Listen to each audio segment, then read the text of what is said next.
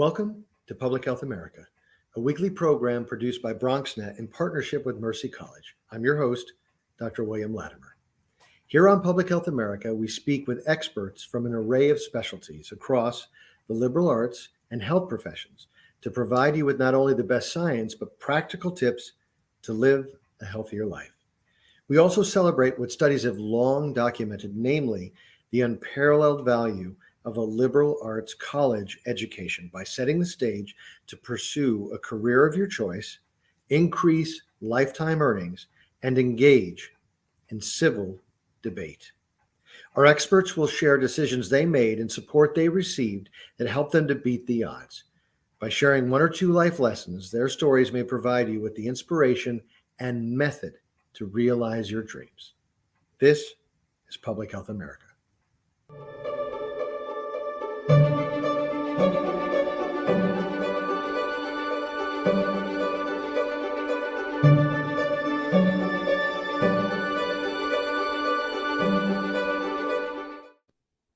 Welcome to Public Health America. I'm your host, Dr. William Latimer. Today, we're very fortunate to have with us Dr. Rachel Weissler, postdoctoral scholar in linguistics, psychology, and Black studies at the University of Oregon. Rachel, welcome. Hi, thank you so much for having me. You're very welcome. Pleasure to have you here. So, Rachel, I know you're doing some cutting-edge work on Black language and liberation. Tell us about your work. Sure. So broadly, as a linguist, not everyone necessarily knows what a linguist does.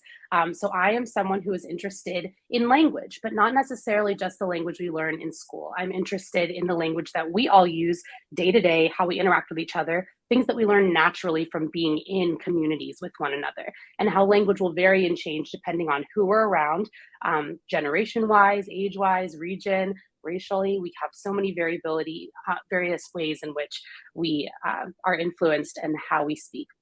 Importantly, when I say I study Black language and liberation, I'm particularly interested in the ways that Black people speak in the United States, how Black folks have historically spoken and speak now, how Black people are really linguistic innovators in this space and then have language appropriated often. But at the same token, Black people are often judged based on how they speak. Many people are judged by how they speak, and I'll be happy to talk more about this. But broadly, I'm interested in how Black people speak, how they're perceived based on how they speak, and how we can get a clearer sense of who originated which ways of being and speaking for liberation for everyone, particularly Black people. Fascinating. And I would imagine that there's so many ways in which that complex relationship or relationships could be examined. So for example, do you look at regional differences within the US, or what are give us kind of that was a great intro. Give us kind of a deeper dive of the variables you're looking at when trying to understand the influence of language and how it's perceived and its relationship to liberation, if that's a fair question. Absolutely. So if we think about language, I mean, this is a broader, perhaps a separate question to say, what is language? What makes language different than a dialect? What makes a language different from a language variety? What makes English English, for example? And if we think about the world, there's a spectrum of world Englishes, right? The English that we're speaking in the United States broadly sounds different than the English that we'll hear in Australia, for example. Some people have said the difference between a language and a dialect is that a language is just a dialect with an army and a navy. A language is just a dialect with an army and a navy. And so what that means, or what we're trying to say with that, is that there's really nothing that separates a dialect from a language other than the people who decide what languages will have power and which ones won't. So this, for example, is why we can see why we even have English, for example, in the United States. If we think about colonialism, if we think about who came here, we can have a sense of why languages go certain places and why they get picked up and who gets to decide what is the language of instruction, the language of the law, the language that you get married in. in South Africa, for example, there are 12 national languages. The continent of Africa is the most linguistically diverse space in the whole world. But South Africa, the country, has 12 national languages, which means you can be tried in those languages, you can go to school in those languages. But the United States doesn't have any national language. If you look it up, the United States does not have a national language. English is just perceived as such, right?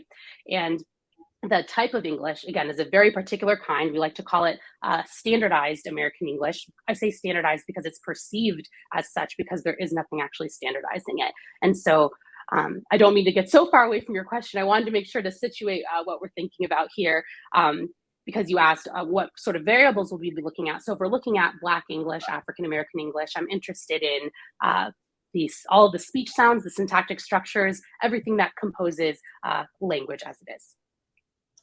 So again, fascinating, and it seems exceedingly complex in a good way. So what are, okay, your areas, Black language and liberation? Let's talk about the liberation piece. You alluded to the idea that various forms of language, presumably English in the US, that those variations may have, I'm guessing here, different perceptions of power, and that relates to a person's ability to be liberated. Is that part of what you're looking at? Yes, it's exactly that. So I really appreciate you bringing it up in that frame. So the types of studies that I do with my work, we call them matched guise studies. And what those are to say, okay, if we have one person that uses multiple different dialects to, let's say, call an apartment complex and ask if there are apartments available, for example, there are these studies that show us if someone is using their African American English voice, if they're using a standardized American English voice, if they're using a Latino English voice, for example, they get varied responses whether or not the apartment's available, the apartment's not available. Right. This is one example for access. Another example is thinking about the courtroom. There's plenty of these studies coming out right now looking at court reporters and court reporter accuracy. And we're seeing that Black people, when on the stand, are transcribed incorrectly. There are not linguists or African American English specialists in the room, and therefore people are being transcribed from what they're saying in court incorrectly, which can then affect the outcomes of a case. And so this is what I mean when I say Black language and liberation. We're interested in looking at how Black people are perceived, as you said, and then how people are treated based on that perception, and how linguistic knowledge can help us, again, liberate Black people. Yeah, those are two. So now that really drove it home in an incredibly important way with those two examples: apartment access and let's call it courtroom ethics, legality, fairness, or the lack thereof, and that is immensely important. Let me ask. On either of those fronts, it seems to me that your work is critically important in relation to policy. Is there a policy arm to your work, or are you focusing more on the kind of science of it? This is a great question. So policy is incredibly important with respect to this, and it could, again, change the way that people are treated according to the law. One of the biggest difficulties, though, with policy, as people might know, is being able to get people to make changes, getting people to be able to move away from ideologies. These linguistic ideologies we have about right and wrong ways to speak are deeply entrenched in our society. And until we're going to be able to push past those ideologies, we're going to have trouble being able to mix the linguistic science and evidence that we have with policymakers saying, okay, now that we know that Black people are being treated disproportionately, how do we make these changes? So we have had difficulty with this crossover, but there is some hope. Like I said, there are now papers that are coming out, research papers, looking at court transcription accuracy and the lack thereof. And now we have court reporters being trained in multiple varieties of English. If we even looked at a broader scale in the world, looking at ways to transcribe languages that don't have a written component, not every language has a written component as well. So how do we make sure that we are liberating those people as well? And so there are some efforts being made, and it is really encouraging. That's great. So, Rachel, let me ask what I think might be a not politically correct question. Sure. That I don't think, it's difficult for me to think of what an answer would be or a solution. So, here at Chestnut Hill College in Philadelphia, Pennsylvania, and then at Mercy College in Dobbs Ferry, the Bronx, in Manhattan, there are obviously very high proportions of first-generation college students, students of color, a wide array of linguistic styles, which is obviously a strength, of the college and certainly of Philadelphia and of New York City. It seems to me, look, the idea that your work demands that we educate the public and improve courtroom practice and improve access to apartments that are in a more equal way, that I get. That makes a lot of sense. But when we start talking about changing racist attitudes that are linked to linguistic patterns, then I get a little bit more anxious in terms of what it's going to take short-term and long-term, meaning that, we're all working in the same direction. But if I was working, say, and I am, with, say, hundreds of African-American men, Hispanic, Latinx men, and women, I can imagine we're collectively working as an institution to improve these things, but at the same time, do I work at the individual level and say, look, this is what you're up against? I could imagine an individual response to increasing the chances that you're going to get an apartment, that you're going to be treated more fairly in court. That individual response might not be fair, might not be right, but might get you the apartment. Is that a debate? Is anybody even discussing differences in approach, or is it just, this is the right thing to do, change society, that's our only strategy? Is that this is a very good question. Great question. So what would I say to that? So I think what linguists have tried to talk about, besides it's the right thing to do, all languages are equal, right? This is a nice refrain, but as you said, we also have to have people go to school, there are paths towards success. And so we like to think about an additive model rather than a subtractive model. So being able to say, look, we all have these different ways of speaking. We speak this way at home. We speak this way with our friends. We speak this way with our families. We speak this way with our teachers. Why can't we have an added model where we're not admonishing or treating someone badly because of how they speak in certain and particular ways, but instead say, okay, we have the language of school rather than the right language. So being conscientious about all of these being able to live together. You bring up another point that might be too much for this segment in this time, but I will just say that when we think about how people are treated, people will be treated on site based on how they look, regardless of the words that come out of their mouth. And so that's another important piece for us to think about too, that we do need to be pinpointing the racist ideologies, because studies tell us that people will react to how people sound when it's not even language that's actually in the speech stream. People are just judging people on how they look, which is why it's really important that we do come at this particularly with an ideologies frame. Yep. Really important stuff, fascinating work, incredibly important, particularly now.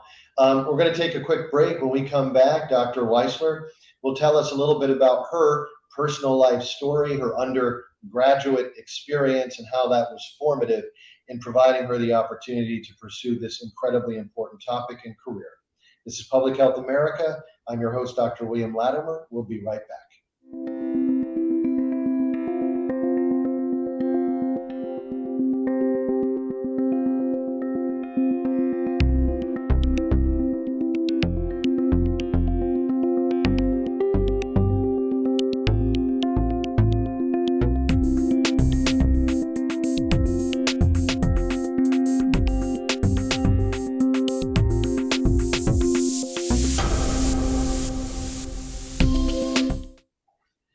welcome back to Public Health America. I'm your host, Dr. William Latimer. So, Rachel, in this part of the segment, I always start with the same question. Where were you born, and what were some of your formative experiences? Yeah, great. So I grew up in Southern California to a Black mom and a white dad. And so growing up in a biracial household in a predominantly white environment was a interesting and very formative time in my life, especially because the only Black person I saw growing up was my mom. And I talked a bit, of course, about my interest in linguistics, and a lot of them came from those formative years. Hearing my mom speak one way, but then when I would speak maybe that way, she would tell me, don't talk that way. You have to speak intelligently. You have to not sound ignorant. And at the same time, when I would go home to South Jersey, Beverly, New Jersey, which is where my mom's side of the family is and where I eventually moved to go to high school, that's where I was able to be with everyone on the Black side of my family and seeing again the innovation and the knowledge and the wonder and the amazingness that is Black language, particularly South Jersey Black language. But I have, again, these memories of just hearing all of these different Englishes around me that made me wonder, again, thinking about how can Black people be liberated in how we speak. And so, like I said, I was in California for the formative years of my life with both parents. My parents got divorced. My mom moved back to New Jersey and I went with her. And then I stayed on the East Coast after high school and ended up going to Bryn Mawr College, which is a historically women's college outside of Philadelphia on the main line.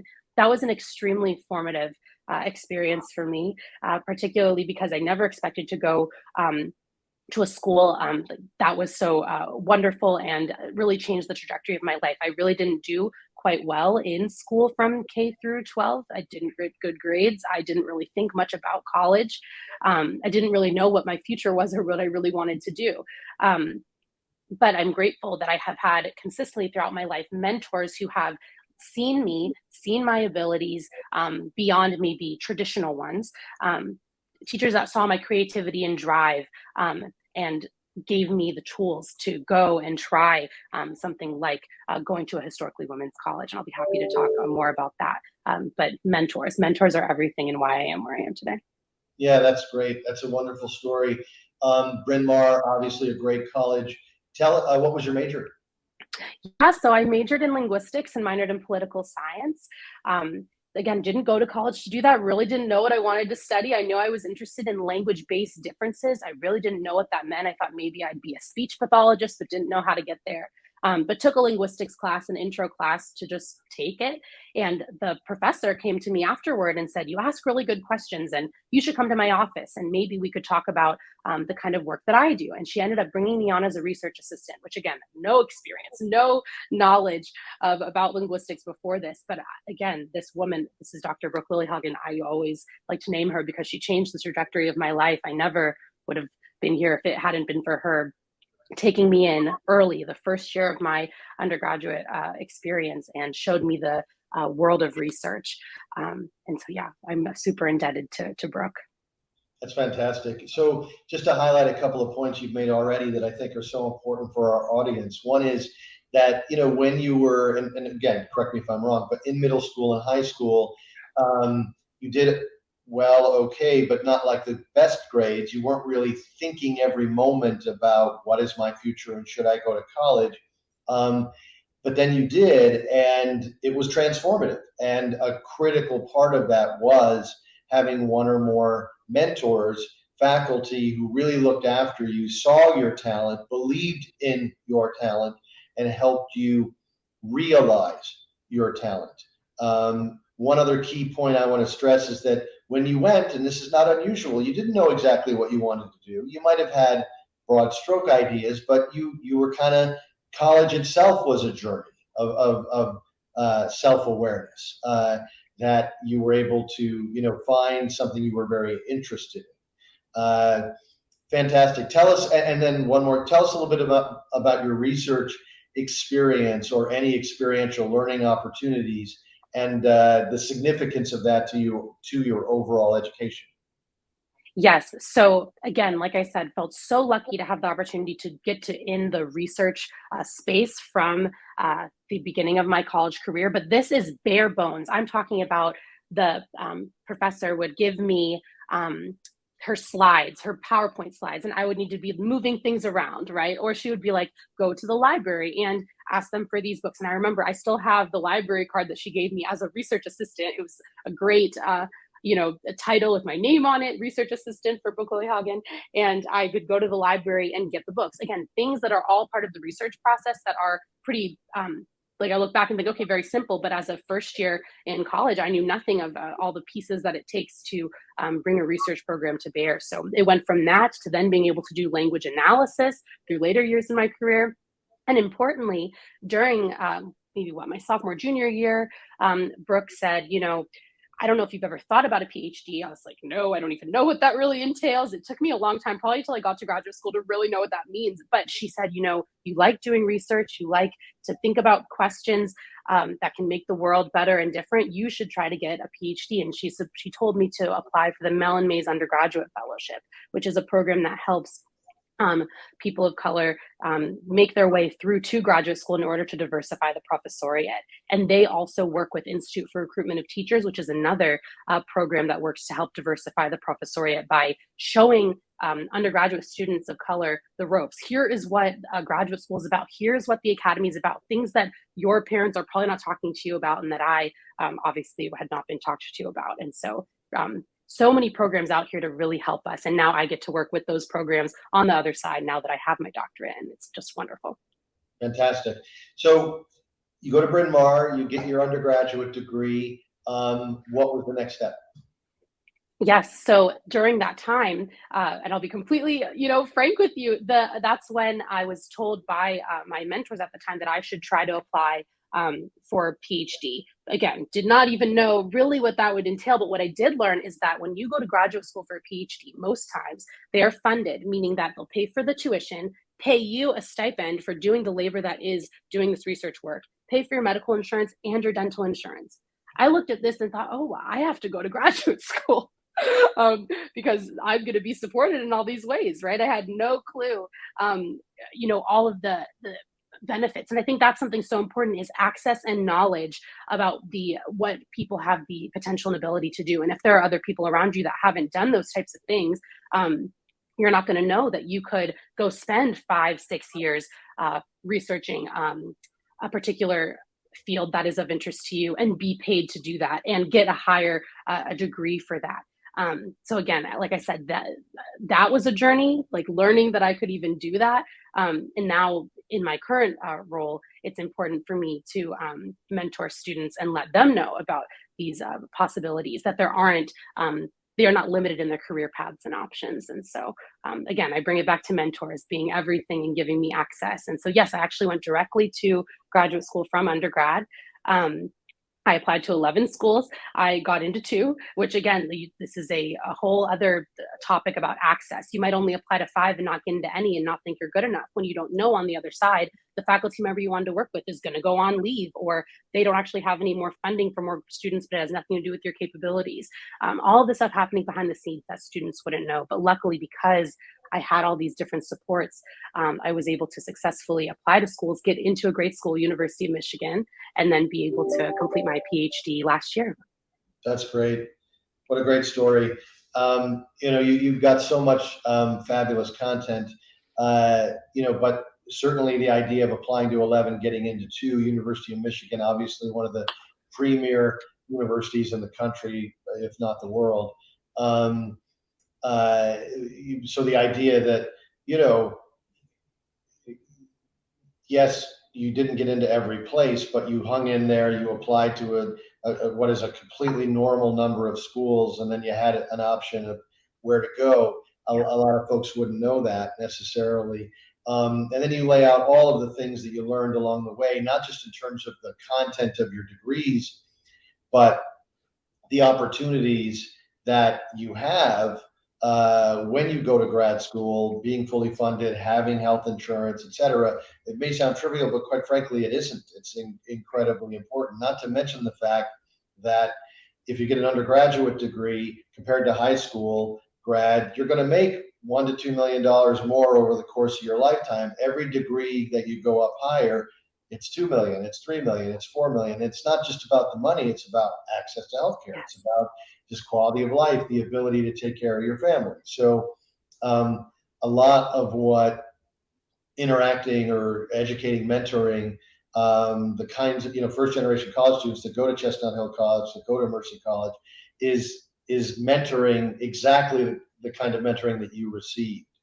Let me ask you this. So you went to University of Michigan, you get your doctorate, and you're finishing up a postdoctoral fellowship now, is that correct?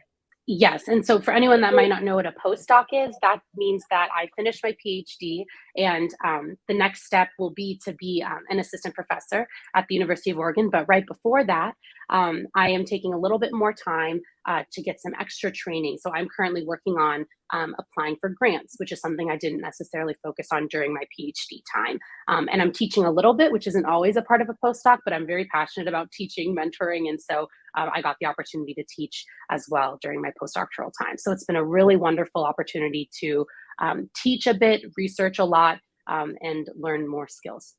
That's great. So Rachel, if you were to give one piece of advice to folks in our audience about, how to get to and succeed in undergraduate school, in college, what would that be? Yes. Okay. I have a good one, I think. If you knew everything already, you'd already have the degree. People are there to help you, and you should reach out and ask for help. I think it's really important that we know that people are there and want to help us. Faculty are sitting in office hours dedicated to you, waiting, wanting to help out. But I think a lot of times students, I know I personally could get really overwhelmed and scared and didn't want to look stupid or like I don't know what I'm talking about. I learned really quickly that if I wanted to succeed in any level of my education, I needed to ask a lot of questions. I needed clarity. I needed to make sure that I can finish the thing that they need me to complete. Asking questions all the time and getting clarity and being communicative are, I think, some of the most important pieces that allowed me to be successful in my career. So I would encourage all of you to know that asking questions is a strength, communicating is a strength, and it will get you where you need to go. And you can do this. That's great. What a fabulous segment. Thank you so much. I want to thank Dr. Rachel Weissler at the University of Oregon for her wonderful story. I want to thank our viewers for tuning in. This is Public Health America. I'm your host, Dr. William Latimer. Take care. See you next time.